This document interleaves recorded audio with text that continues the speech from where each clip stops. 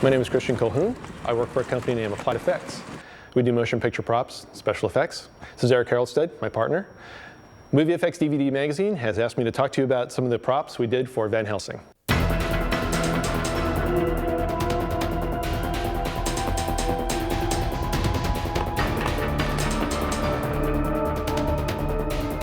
When they first came to us, they had artist renderings like this one.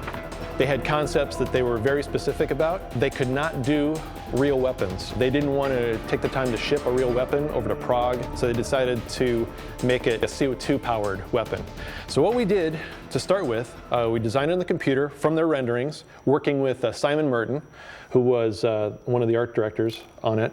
These were some of the first things that we came up with as for sizes, because he wasn't quite sure exactly what size they wanted. This was one of the first or second generations of it. This is kind of a demonstration of one of the technologies we have here at Applied Effects, which is a 3D printer. You do design on the computer, send a particular file to the machine, and it actually prints it in 3 dimensions, layer by layer by layer. This is actually a sample of a print that would come out of the 3D printer from Thermojet. This is actually wax. And this is a investment cast steel that's basically a perfect representation of what we actually want. Then they took it to the art department, kind of did some more renderings and some more finalized drawings on it. So this is actually a hard copy out of the mold that we generated for the movie. This is another piece that was investment cast. This is the barrel for the particular gun. After this, you can barely see it on there, but there's actually Chinese engraved on the barrel that we did after the fact. This one doesn't have it. After that, we would begin the assembly process, and any after machining, any things we need to do to clean up areas that actually move, or some of the steel flats and some of the other parts that need to actually fit together and move against each other. On the gun, the barrel, the middle portion, and the whole rack all slid back, locked back and forth, and then the cylinder would turn every time you pulled the trigger. All powered by CO2, and all custom designed and built here. I think we've overstayed our welcome.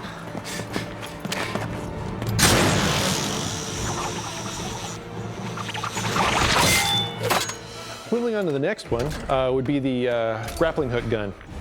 Again, they started with kind of a rendering. Originally, we had like 8 different versions of this particular gun in various states. It was some simpler, some more complicated, different look, different styles, different materials. This particular one, they needed a size reference. So again, we used 3D printer.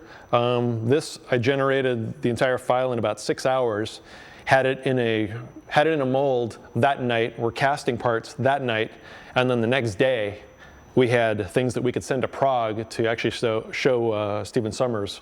This was one of the urethane copies that actually got sent to Prague as for size. It was supposed to fit in a shoulder holster, so you can pull it out and have it easy access. And this one is, again, a pull out of the mold that we used for the actual stunt weapons. That we had hard copies, soft copies that lived in stunt holsters, anything for a stunt guy so he didn't kill himself by whapping himself on the head.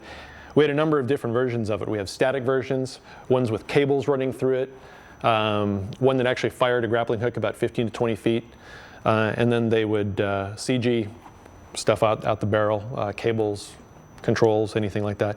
They also put a charge in the front to make it look like it was a high explosive charge. The weapons that I've worked on are the Tojo blade and the crossbow. And here's what the art department provided us. This foam core mock-up, it kind of demonstrated that they wanted to be able to fling it off, release the disc so it could fly, and we made cable versions of these that could stick into the wall, kind of a slingshot apparatus. From this, then we generated the real things. These are done on our Thermojet wax machine and then investment cast in aluminum, and there's an electric motor inside this can, and on the reverse side of this there's a thumb switch, and then there was a cord that came out and went down his sleeves.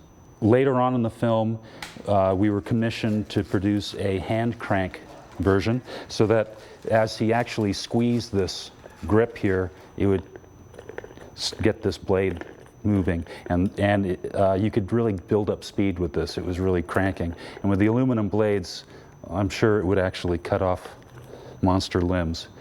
And for anybody interested in what this says, this part of the Chinese lettering said, "Defense the peace," and here is heroically defend the peace, and then they had also here expel all evil. So it actually does say something.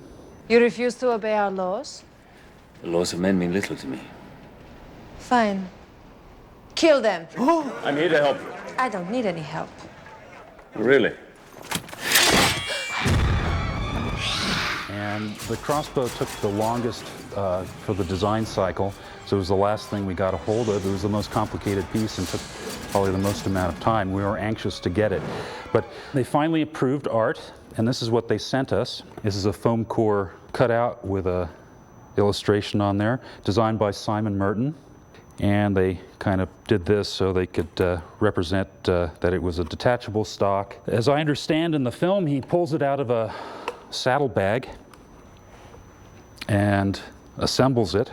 This stock had a battery pack in here, and there's an electrical connection here, so when he plugs this in, it powers the whole weapon. He then pulled back on this latch here, which deployed the bow, tilted up the sights, and you're ready to slay flying vampire. This is all done in the thermojet, or I would say 80% of it, investment cast. There's some CNC machining going on. And part of the features that it has is a detachable magazine that we made extras with reduced number of arrows in there, so it looked like he had been having a fun time, and his helper could run along behind and toss him a fresh magazine. You could pop that in there. There's an electric motor up front, which drove a chain drive here, which worked this action back and forth.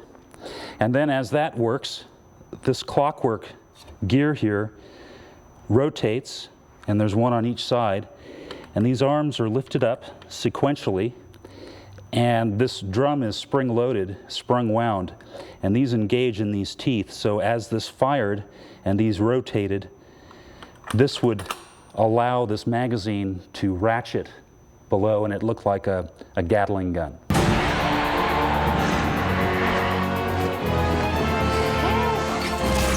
And there was still room for handwork in here. There's the front ram head is sculpted.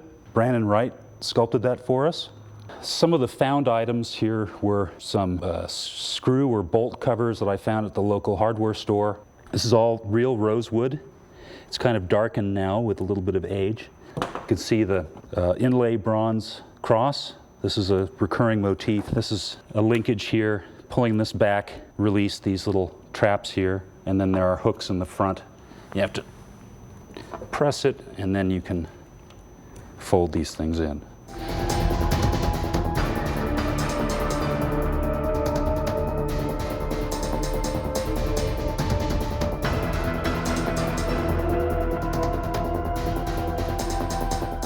For more information on these Van Helsing weapons, please visit our website, appliedeffects.com.